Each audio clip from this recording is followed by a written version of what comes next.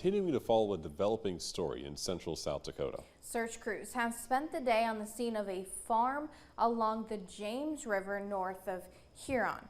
That farm is adjacent to where investigators previously found a truck belonging to Rachel Cyriacks, a wound socket woman who went missing 10 years ago. John Gaskins has more on this developing story from Huron tonight.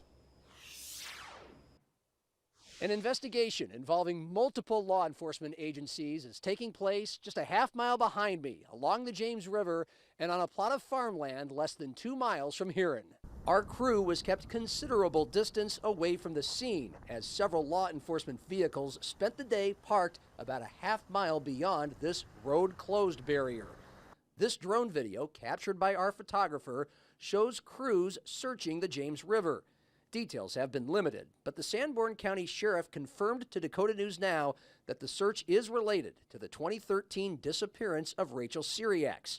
The area being searched is within a mile of the bee farm where Cyriacks' pickup truck was found in December 2013.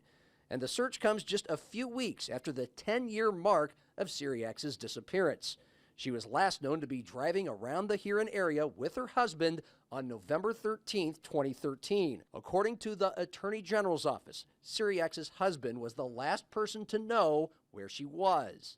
The only thing Attorney General Marty Jackley would tell us today came in a statement that read, quote, "We are continuing to receive and follow leads on the 10-year anniversary of Rachel's disappearance and will make announcements on any significant discoveries.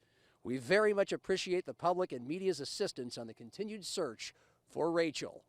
Near Huron, John Gaskins, Dakota News Now.